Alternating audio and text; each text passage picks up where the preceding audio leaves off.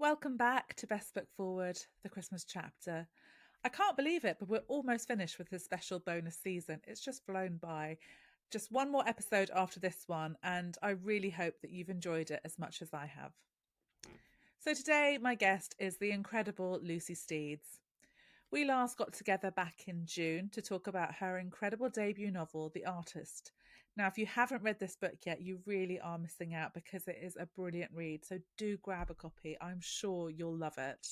In this episode, we'll chat to Lucy to find out what she's been up to since we last spoke, looking at some of the incredible achievements of the artist. We'll also find out what Lucy is working on at the moment. And I need to give you a warning for this episode, as Lucy will be telling us what her ideal Christmas lunch looks like. So be warned, this episode may cause hunger pangs. So it's time to get into it. Let's give Lucy a warm welcome back to the show. Lucy, welcome back, and thank you so much for joining me for a Christmas special. Thank you so much. I'm very excited. I'm delighted to have you back. We last spoke in June, so not that long ago, when we got together to chat about your incredible debut novel, The Artist, which I think I've mentioned once or twice is a book that I love. Would you like to start off by giving everyone a little flavour of what it's about in case they've missed it? Yes, so The Artist is a story set in the south of France in 1920, and it follows this journalist who has been invited to the house of this very famous reclusive painter, and he's been allowed to stay with this painter and write an article about him. Or so he thinks. So he makes this long journey. He arrives at the house, and when he gets there, it turns out the painter has no idea he was coming, doesn't actually want to talk to him, and will not give him anything for his article. Um, so there's this strange impasse, and then they strike a deal, which is Joseph, the journalist, can stay in the house of this painter if he agrees to pose as a model for his latest painting. And so begins this summer where he stays at the house. And while he's trying to write about this painter, he keeps getting distracted by this other inhabitant of the house, which is the painter's niece, Etty. And gradually he realizes that there are, in fact, more secrets lurking in this house than he supposed. And maybe he is not looking at the right thing all along. Do you know, listening to you describe it again, I feel so jealous of anyone who hasn't picked it up yet. Do you know when you always have that thing of like, if I could read a book for the first time again? I was like, I would love to. I mean, I've read The Artist twice, and I'm actually planning on Oh. listening to the audiobook as well. So just a little obsessed. um, so The Artist is, it's such a beautiful read. It's got the most incredible descriptions, really interesting characters. It keeps you hooked until the end. What is it, do you think, about The Artist that readers have really connected with? Oh, I mean, I'm really curious about this myself. I mean, delighted and curious because, in a way, it's, I think, a book about art is actually quite hard to appeal to a lot of people because I think a lot of people have a sort of almost knee-jerk reaction where they think, "Oh, well, I'm not interested in art." And I think a book called The Artist, you'd be quite justified in saying, "Well, I'm not interested in art, so I'm not going to be interested in that." So I've been really hugely gratified by the amount of people who have given it enough of a chance to, get beyond the title and then go into it and then find something for themselves in there. In terms of what it is, oh my gosh, I mean, I wish I knew. I wish there was a secret formula I could just hold up, hold up and analyze. But I don't know. I mean, the things that people have said to me they've enjoyed have been the people have said it's a very vivid book that they can picture everything in there, which is not necessarily something I like actively set out to do. It's just I think an effect of how I write, and maybe that's an effect of how I see the world. So I think that really draws people in. It's a very like hot, sticky summer book. So I think that was nice in winter because it came out in January. It was nice in winter because it really took people away from those winter blues. And then it was nice in summer because if you were having a hot, sticky European summer, you could dive into that in the book as well. And then, oh gosh, I don't know. Maybe I'm probably the worst person to ask.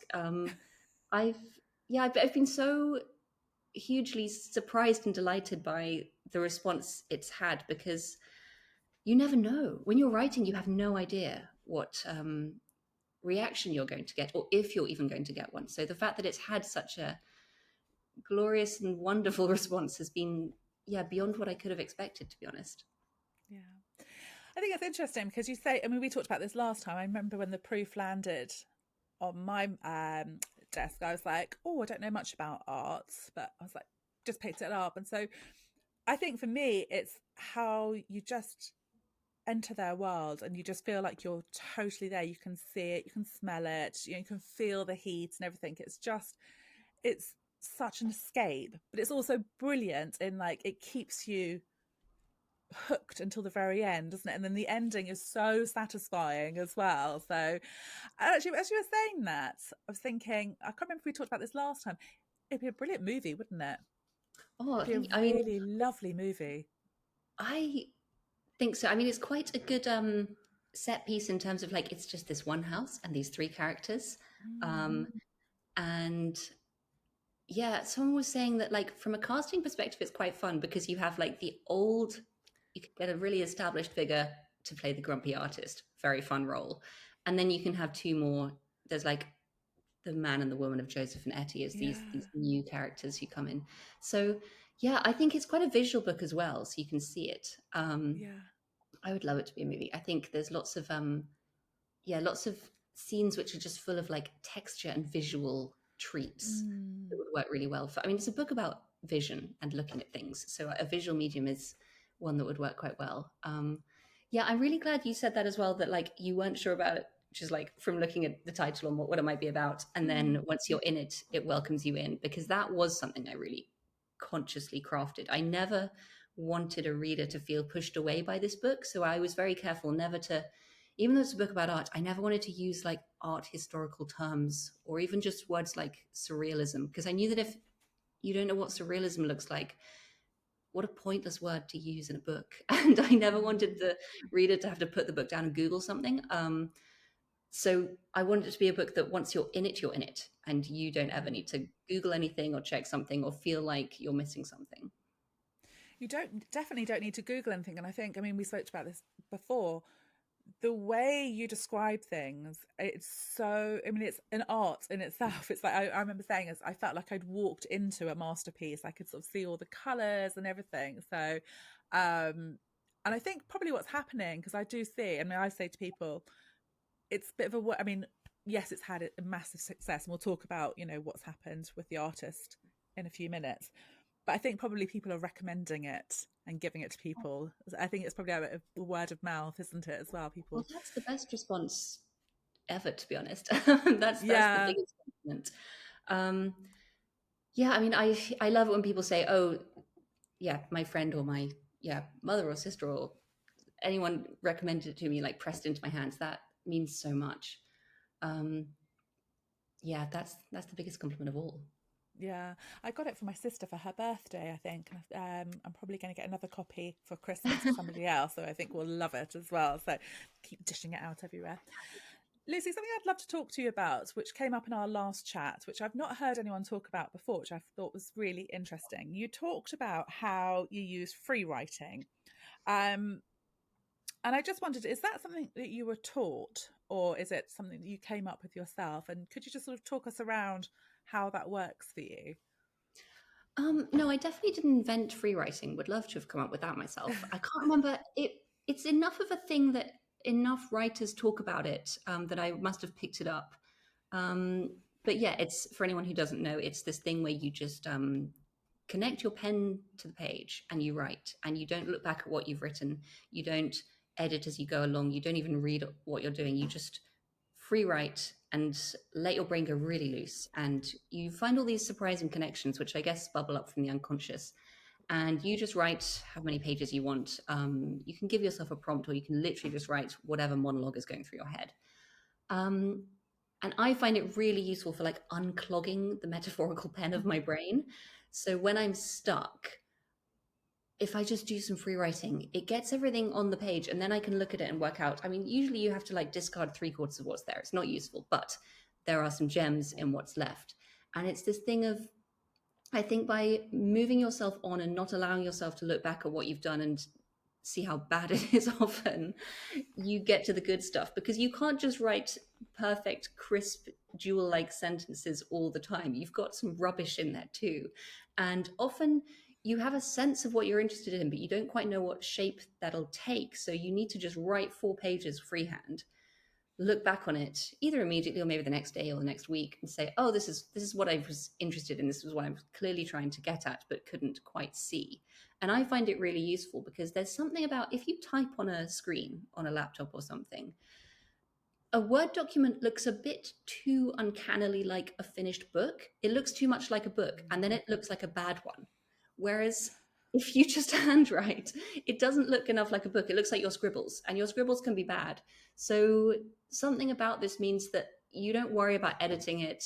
You don't worry about what it looks like or it being perfect. You can just have a go and see what happens. So I find it really useful for just, yeah, unclogging whatever is going on in my brain and finding the good stuff amongst all the noise.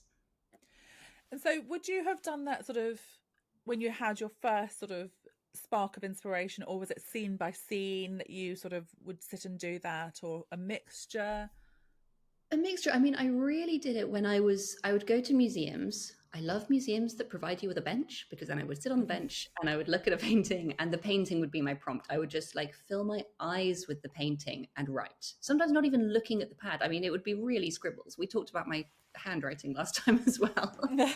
But I would just look at this painting and think about the texture of the paint and the movement and the way everything fit together and the world of the painting. And I would just write anything that came into my head, even things just like that person's footsteps are too loud. They're really annoying on this floor. What's this floor made of? Things like that can also enter your mind and you just write them down. Um, so I would do it for things like that.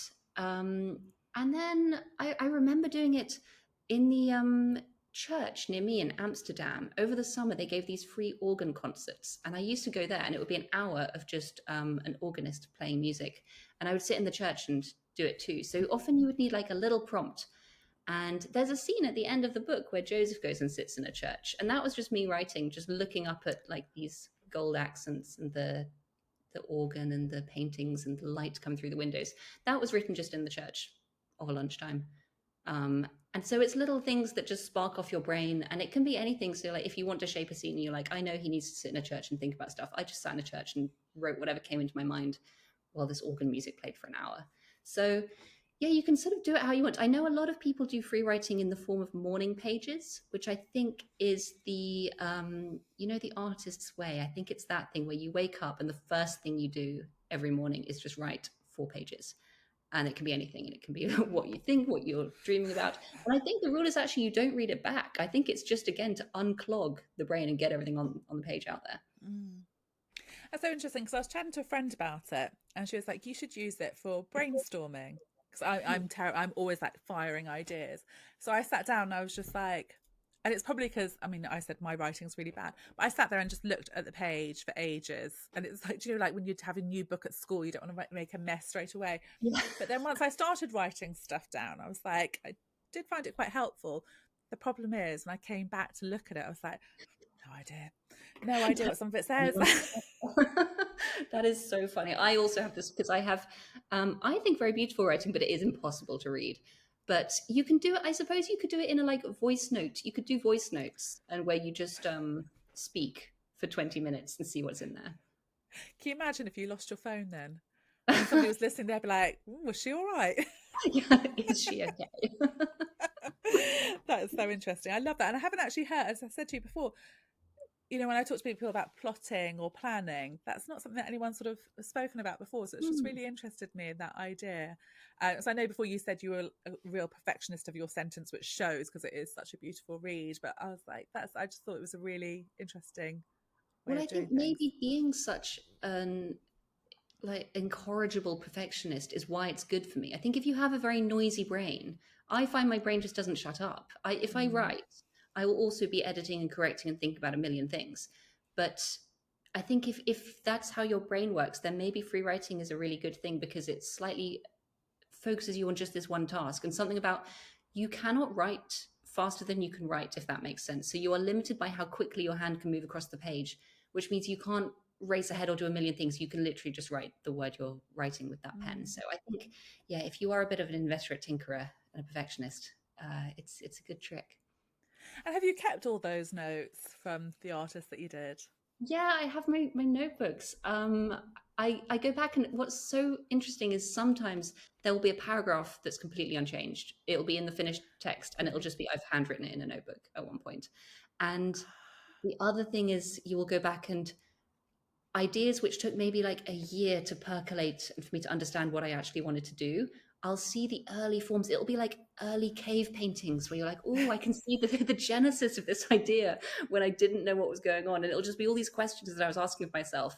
And it's really satisfying looking back now that I have the answer. But I do feel sorry for past Lucy, who was clearly grasping at something, but not quite understanding what it was she wanted to write about. Oh, and did you sort of find anything in there that you think wasn't used for the artist, but you're like, oh, is that sort of sowing seeds for other things? Or Possibly was it? it's more that you can see, you can do a lot of like psychoanalysis on yourself through this, because you can see it with distance from this sort of bird's Mm, eye view, and you go, ah, I keep coming back to the ideas of creation and destruction, for example. And I didn't know it at the time, but it was like everything I wrote about was either some form of creation or some form of destruction. And I can see that now that I can mm, stand back and see the big picture. But at the time I was just there going, you make food and then it rots. What's up with that? And I would just be writing about that for ages. So yeah, it's really I find it comforting because I'm currently at the beginning of a new project, and it's that feel, it gives me comfort because I'm like, oh, I was here before and I got through it. And yeah. you just have to be stuck in the mud with all your questions and no answers at some stage. Yeah. I remember ages ago on Instagram, Taylor Jenkins Reid shared a post of all her notebooks, and she said for every book she's written, and even ones that sort of haven't gone anywhere, she has got all the notebooks, and she goes back. And I was like, I would love to look in those. Wouldn't it be Right. so interesting to have a look in, like, well, yours as well? It'd be so interesting to sort of peek through writers' Well, you notebooks to have you ever see. been to the British Library has a lot of writers archives essentially, and they have a Oh, lot of the really? notebooks, and you can go back and see like early drafts of really famous poems, and you're like, oh, that was quite bad at one point, or just like the phrases really famously, or like they'll have like those are Bronte notebooks and Jane Austen's first drafts and things, and you're like, oh, okay, they cross things out all the time as well. But they also had beautiful handwriting. Yes, that's I true. call that gorgeous. Yeah, yeah. Which I find really hard to read though. So Yeah. it's beautiful, but really hard to read. Okay, so the artist has done exceptionally well. I'm going to just sort of have a look at some of your wins. So you are a winner of Waterstone's debut fiction prize, Waterstone's Book of the Month in June of this year. You're shortlisted for Waterstone's Book of the Year, longlisted for the Women's Prize for Fiction, a Sunday Times bestseller, a finalist in the Barnes and Noble Book of the Year. It's it's amazing. I'm sure there are many others that I've missed as well. We're recording this on the 13th of November, so this will obviously go out in December. And at the moment on Instagram, we're doing the Best Book Forward Awards, and the artist is getting so much love in those awards. You're shortlisted in 3 categories. Um, how does that feel, Lucy? All those awards. Oh gosh, as just yeah, as you can tell, quite speechless. It's terrible for a writer to be lost for words, but really am. But it means so much because, as I said before, I mean, you write in solitude and in quietness and in the darkness. And for so long, this book was just me and my messy pages, or me and my laptop at 2 in the morning. And this book was, carved out of very small snatches of stolen time. And the really strange and hard thing about writing, I think, and if anyone listening is a writer, you have to do all the work before you have any idea if it's going to go anywhere or do anything. You have to write the whole book. You have to finish the entire project, which is years and years of staring at the same Word document, which is a form of madness. I mean, there are very few tasks, I think, which involve just sort of booting up the same Word document every day for years and years and working away at it with no guarantee that, anyone's going to read it or it's going to go anywhere or do anything. So that was my reality for so long, and my relationship with the book was really just me, in the darkness at 2 a.m. trying to find the perfect word for a rotting peach. That was it, and it was just that was my relationship with this book. And then when, if you're lucky enough that, you know, it gets published, that was enough for so long. Just that was my biggest dream in the world. And for it to be published and then find its hands into readers, and then for those readers to love it and for them to press it into other people's hands, it's extraordinary. And it's like the book is just on its own journey in the world. And yeah, for it to just go so far, I'm so proud of my book. I'm so so proud of where it's going. But it honestly feels like it's having this adventure. And yeah, I'm so delighted by all the people I've come into contact with. And what I love as well is that often people will talk to me about the book and they'll see things in it that I didn't know were in it. I love that. So it feels bigger than it was when it was just with me, which obviously it is. And I just, yeah, it's this expansiveness that comes with having readers, and such generous and interested and interesting readers as well.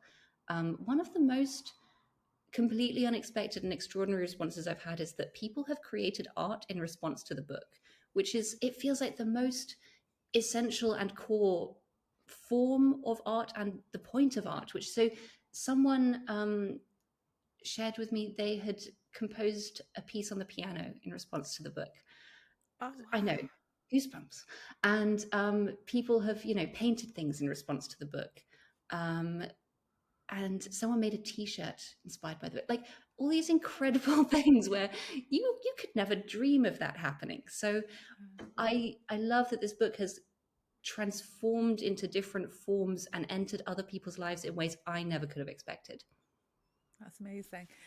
So that I'm just wondering if like this, it's like, should we go there? I'm going to go for it.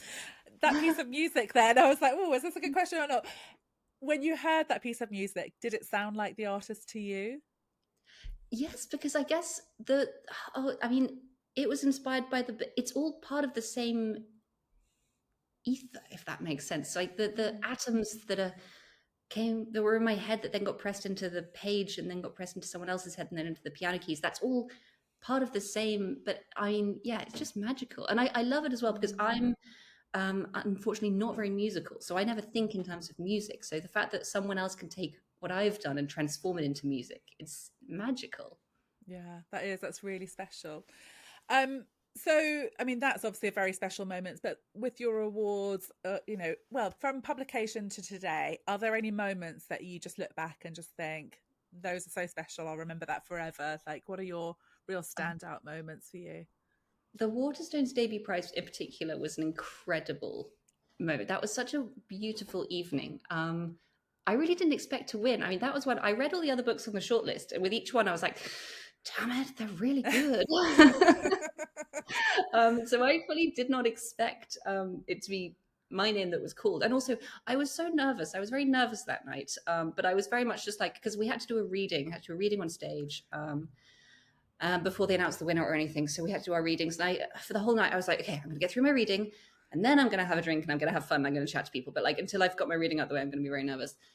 But then I won and I was just, didn't, I didn't get the calm bit of the evening. I was just completely, off planet Earth for the rest of the evening. It was incredible. It was very special to have my parents there that evening because they didn't manage to make my book launch, but they were there for that night.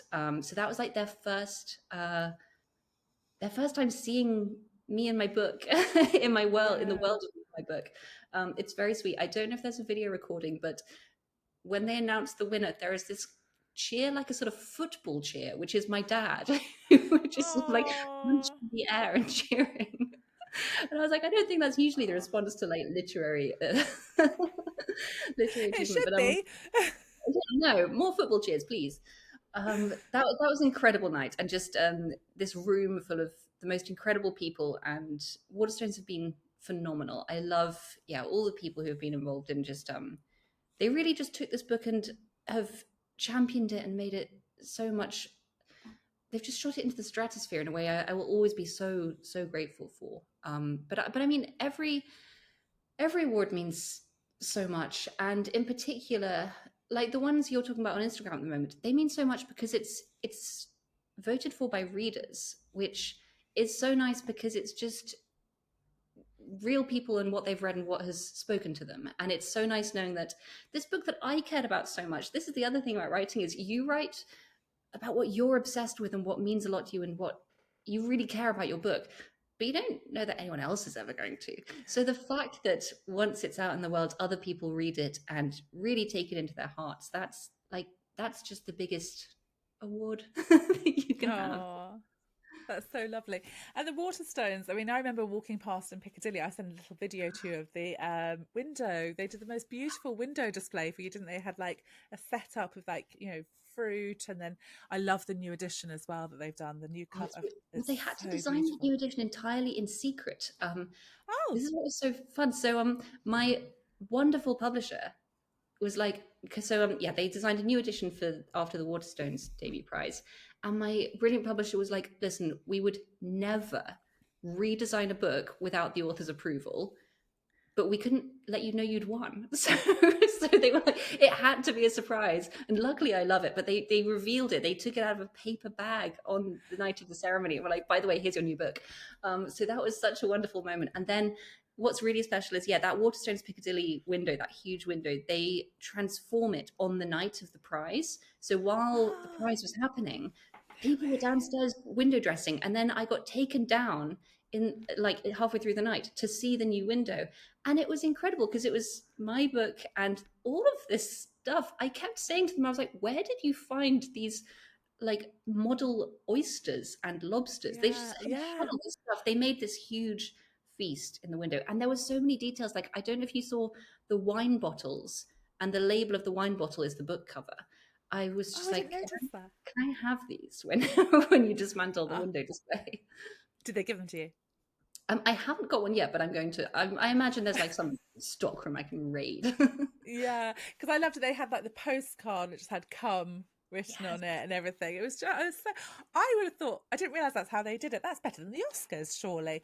I Like to know, see it was your. such a that was a really magical moment. Okay, also, sorry, on magical moments, they Yes. showed me it was dark outside on Piccadilly. London's lights were glittering, and they had just unveiled this window display for me. And as I was looking at it all, this woman just was walking past on the street, and she pointed at it and she went, "Oh, I just read that book. It's really good." And I was like, Oh, I love you. And then when she found out who I was, we had this picture together. But that was such a magical moment. And I was like, did you plant her to the Waterstones? I was like, did you have this woman ready to say that? But no, she was just walking past.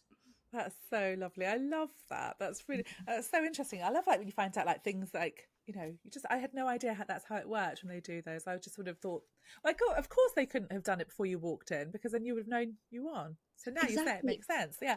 And all the Oh, fun little details, like with the wine bottle, it was my brilliant my team. It was Kate and Charlie on my team. They were like, yeah, half an hour before the ceremony, we were in the bathroom with a hairdryer trying to get the label of a wine bottle. And they were like, no we had a way. butter knife and we're just scraping it tiny and it wasn't coming off. And I was like, I love that that's what you were doing half an hour before the ceremony. That's dedication. Dedication. um, so if you look back now at your journey from when you started writing The Artist up until publication, what has been the biggest lesson you've learned about writing and getting published? And what advice would you give to anyone who's hoping to follow in your footsteps?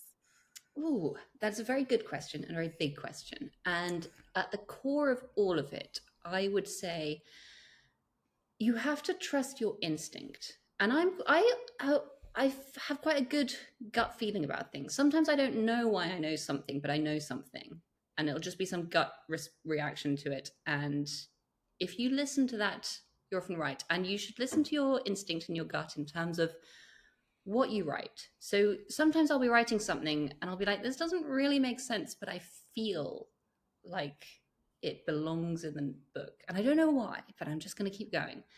That instinct is a really important one to listen to and to hone. And you get it with lots of things. So I had it when I was choosing an agent. I was in a very lucky position that I had some agents to choose from. And it was an impossible choice because they are all brilliant. And they all had wonderful visions for my novel and what they could do with it. And there's also no guide for telling you how to choose an agent, but it Yeah. really just came down to gut instinct because I met them all and I had these wonderful meetings. And it just, I knew somehow that I knew who I would choose, my wonderful agent Eleanor, but I didn't necessarily know why. But that gut instinct is very important, and it's the same one that just tells you what it is you're interested in, and it does a lot in terms of showing you what you should be writing about, um, and it'll tell you what to listen to. So I think honing that is really important, and there are ways you can hone it, which is just by focusing on what it is you're interested in and what it is you're drawn to and listening to that. And it can take a while to, calibrate that gut instinct. But I think if you can do that in as many ways as possible, I mean, it'll help you a lot in life, but particularly in writing, it's a very important thing to listen to. I think quieting the noise of the outside world and listening to what your body and your brain, your mind is telling you, because often it knows things before your rational brain understands things. That is such a great answer. And I've been really interested in like instinct as well, like not obviously for writing, but I've just read The Signs by Dr. Tara Swart. Have you heard of Oh, I it? haven't read that. It's so, I mean, it is talking about signs, you know, from people who have passed, but she talks about sort of honing your instinct and listening in ways you can improve. Like it's really interesting, definitely recommend. Hmm. But you know, she was saying like using your senses more and things. So definitely pick it up. That's really interesting. But I That's think really that with interesting. people, sorry. No, no, go keep going. So with your agent, I think you do sometimes you just know when you meet somebody it's the right person for the right thing that you're going through. So um yeah, that's really interesting. I love that. Yeah, it's not a very practical tip. I'm sorry. I can give you a practical one if you're a writer, which is read your work aloud. Sorry, that's a really horrible tip. It's very painful to read your work aloud, but it's painful because you find all the mistakes. This is actually a tip for later in the process. Don't read your work aloud at the beginning because you'll find too many flaws, but it's perfect for it. When you're towards the end of a project, read your work aloud because your eye is not your friend at the end of a manuscript. Mm. Your eye will trick you. It'll gloss over all the mistakes, all the clunky phrases. Um, but if you have to read your work aloud, you will find all the mistakes. You'll find the places where you've just repeated a word 3 times in the space of a sentence. You'll find all these moments. And if you slow down and you have to, analyze your work at the pace of just how fast you can speak it, that's a really good way of catching things. That's really interesting. And actually, that's something I notice my kids are being taught now more in like English for their homework. They're told to read it aloud, which, as you say, that's when Oh, they that sort is of good. realise that, yeah, that they've made a mistake or it just doesn't make sense. So it's a really good tip. So, Lucy, given the success of The Artist, do you think that has helped you and made you more confident? You said you were working on something now, or do you feel a lot of pressure for your next book? How are you feeling? I wish the confidence was proportional, but it really isn't, unfortunately. Um, because I mean, I wouldn't change anything for the world. But one interesting side effect of all this is that you are a lot more aware of your reception than you ever would be. I mean, particularly when you're writing your first book. The curse, but the slight blessing, is that you are writing in total obscurity. No one's ever going to read it. And so you're writing just for you. And that's very freeing. So you're free to, follow your instincts and your weird subconscious thoughts when you scribble on your pages. Now I can try and deceive myself back into that state, but it's not real anymore. Mm. And the reality is, I will have readers and I know who they are now and I know the things people say. And I wrote very freely before because I had no idea I just wrote what I thought I was doing, but then other people read it and they say, oh, you were doing this. And you're like, oh, that's news to me. Interesting. So now I'm a lot more aware of the way people read me. And it's just a slight distraction I think you have to tune out, because I think you get too conscious of what other people might think, which is a really terrible way to write. So it's an extra challenge in that sense. I mean, nothing compared to the agony of just writing on your own with no idea if it's going to go anywhere. So I wouldn't change it, but it's definitely a factor I hadn't necessarily thought of before. And with writing a new thing as well, I think you ideally would write it in total isolation, but you're also aware that it's going to be in relation to your first book. I had a while where I got quite tied up about how different the next book should be to the first one. And I sort of had this thought that, well, I don't want to just repeat myself and do the same thing over and over and be accused of being a one-trick pony. And then I thought, but if people enjoyed the first book, presumably they will enjoy the second one if it is a bit similar. So Mm. you get a little tied in knots with things like this. But obviously, the best thing is to not think about that at all and just, again, follow that instinct, listen to your gut, write what you're interested in. So it's an extra, yeah, just thing to consider. Or yeah, try not to put too much stock in. Yeah, it must be really hard. It must be really hard, but I'm sure you will do brilliantly. Do you feel comfortable sharing a little bit about what you're working on next, or? Yes. Well, actually, I'm not going to be able to give you a generous, detailed scoop because I don't know. I mean, the thing is, and I think the reason I am very predisposed to being a writer is that the way I work things out is by writing. So I have a lot of nebulous questions in my head, and the way I will find the answers to those questions is by writing, and it'll take me 90,000 words and a very long time. It'll be more than 90,000 words because you write and then you delete and then you cut and write again. So it'll be hundreds of thousands of words before I quite work out what it is I'm thinking about and I'm circling around. Okay, it's definitely historical fiction. Again, I love going back into the sort of analog world. Um, and it's something I think, again, looking at my early notes, my early scribblings, it's something about beauty and destruction, which I think is also what I'm interested in the artist. It's something about how do we create beauty in terrible circumstances. And I'm trying to weave the story out of that. It's very unhelpful. My wonderful agent and editor are always asking me, so like, where are you at and what's going on? And I just have these huge existential questions like, what does it mean to create beauty in a world that's dying? And they'll be like, right, well, it's not giving us loads. And I'm like, yes. The thing is, I will have an answer to that question in the form of an elegant story once I have written through it. But I don't. Yeah. It's not like I can sort of say it's a book about a man who catches the large fish. It's not. It's not that at the moment. So I'm doing that. But I think the other reason it's quite difficult to talk about is that I often find that if I try to vocalize it or verbalize it too early, it sets it into a form. And then Mm. I get, if I try to write about it, I'm like, oh, I described it as this last time, so I guess that's what it is. Whereas actually, the best way for me to work out what it is I'm writing about is to write. It's not to uh, form it into a neat sentence that I can say Mm. to people. So I'm sorry, that's a very unsatisfactory answer. Well, it's just lovely to know you're working on something and we've got something exciting to look forward to. So we I will mean, it would wait help me a lot patiently. too if I knew what I was writing about, but unfortunately, I don't. That's the thing. You find It out will in the come. writing. It will come. So, Lucy, we spoke back in June 2024 and you picked the 5 books that you felt had shaped your life. So, we're going to have a little look at those and see whether it's not that long ago, whether this list still stands, whether you'd swap any or add. So, you had A Series of Unfortunate Events by Lemony Snicket. That's not right, is it? Yeah, Lemony Lemony Snicket? Why does that Snicket. sounds really It strange sounds when you like say it is a fake name. it? I was like, that His doesn't real sound name is right at Daniel all. Chandler. A Room with a View by E.M. Forster, The Poems of John Donne, which I loved chatting with you about last time. We had so much fun talking about that.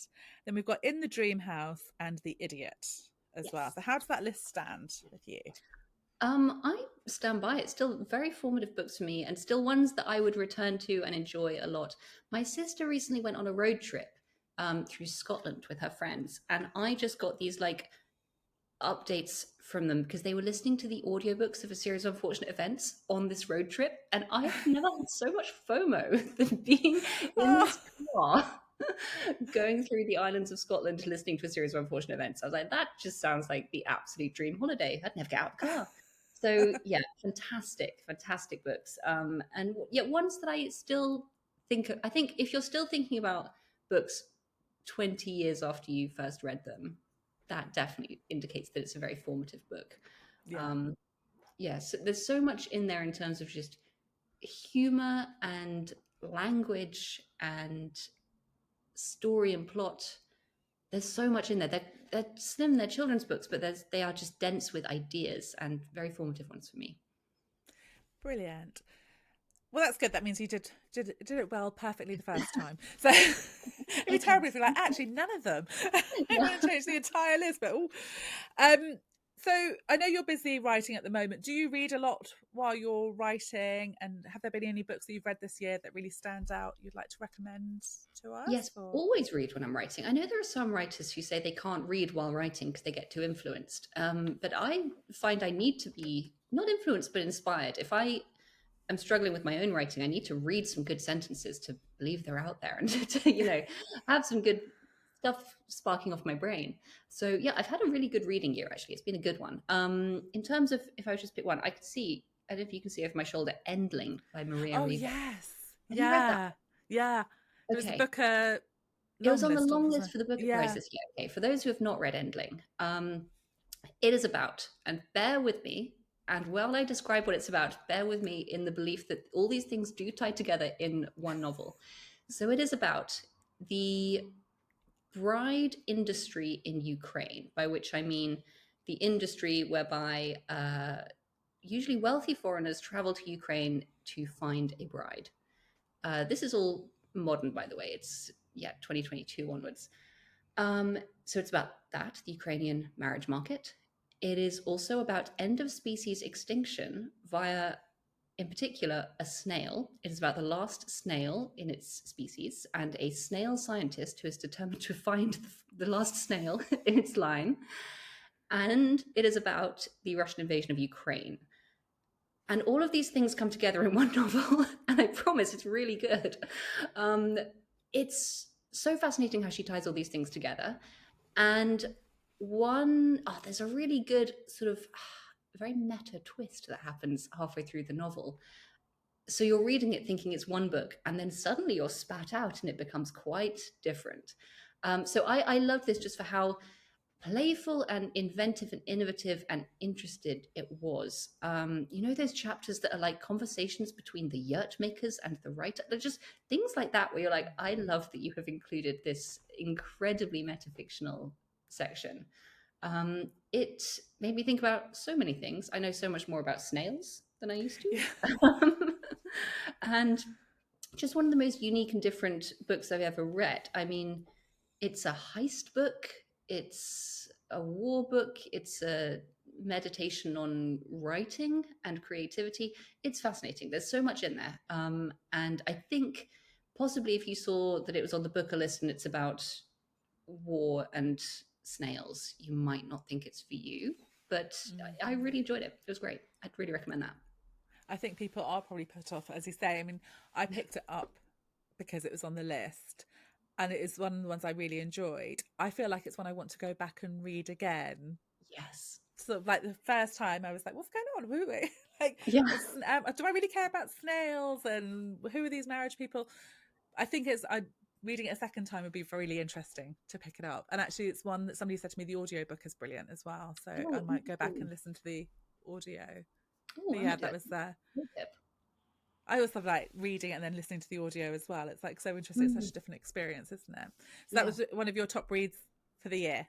Yes, one of my most surprising reads as well, where I had no idea what I would find going into it, and I found so much in the like. It's like 300 pages. It's not huge. Yeah, yeah. I love that when it's a surprising read. Mm. That's so interesting.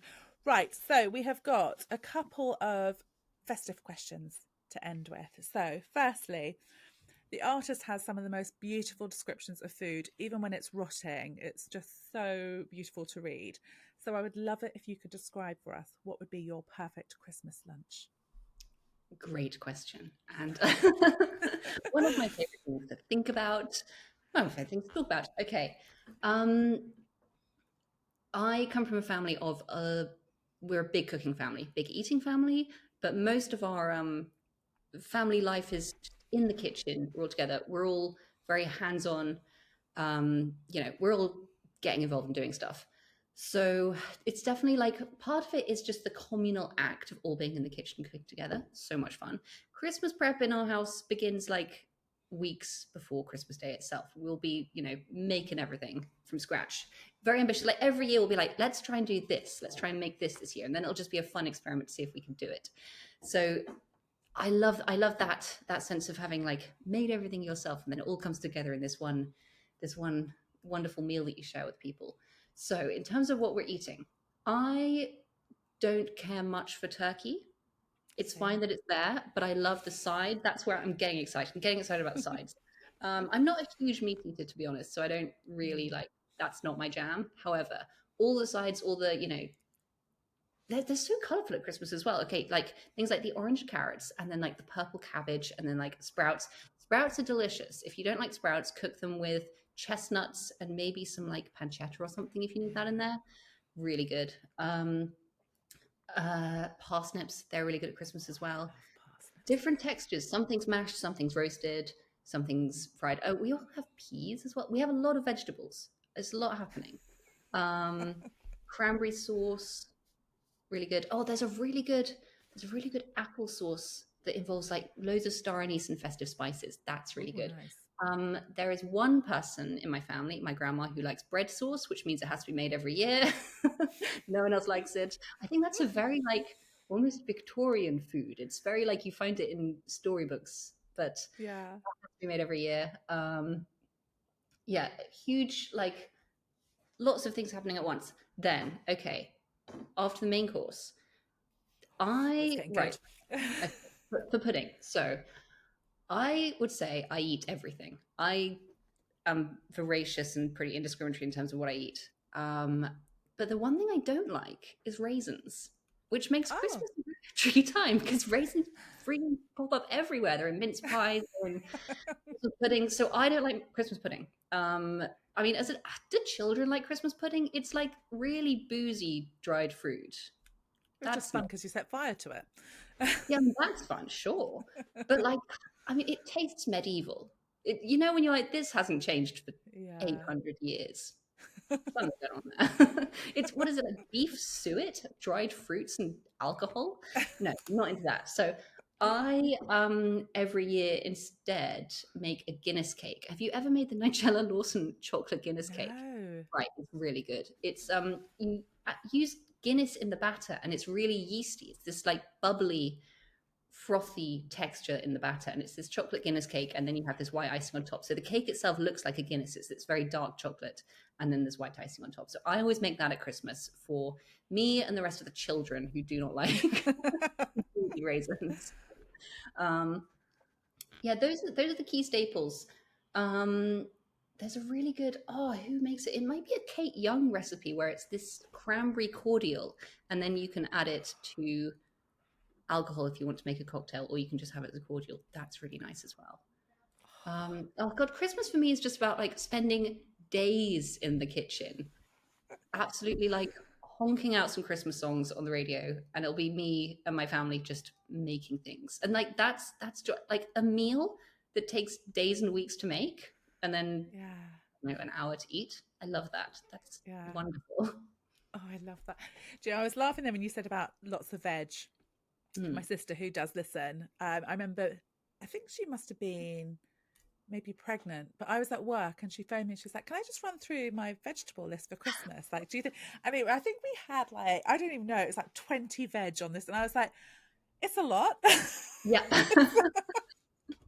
but let's do it. My mum will do it. We have to restrain her. She always goes through her list, and we are there going, is anyone going to notice the mashed Swede if it's not there? And if the answer is no, there's always one Take person it. who wants it. Yeah, exactly. That's the thing. Christmas is so like everyone comes together and everyone has the one thing that's their thing that they love. It's like, right, great, okay. Got to make Yeah. that one thing for everyone. Yeah. Pigs and blankets are a big one for us, for my Yeah. brother. Why do they only So come out once a year? They're so good. you can get them all the time. I know, but people don't, but they should. I see, we do because my son loves them. So it's like one of Mm. his snacks. So he'll have them. But yeah, they are like the Christmas. They put an appearance in at Christmas, don't they? Yeah. So I know it's obviously a family affair, but if you could invite anyone, fictional or real, to come and enjoy this lovely meal with you, who would you invite? Oh, what a question. Okay. Okay. I I think you would want someone who's a dab hand in the kitchen. someone who can do Mm-hmm. some helping or at least do the washing up. So, Yes. I mean, I was going through my list of the books I chose. Okay, so Lemony Snicket, I think he'd be great. There's a lot of food in his book. He's really fun. Okay. My friend met him when he was doing his All Souls Fellowship at Oxford. My friend ran into him. Apparently, he makes a great martini. Oh, So, perfect. Lemony Snicket, he can come. He can make Christmas martinis. Would love him to be there.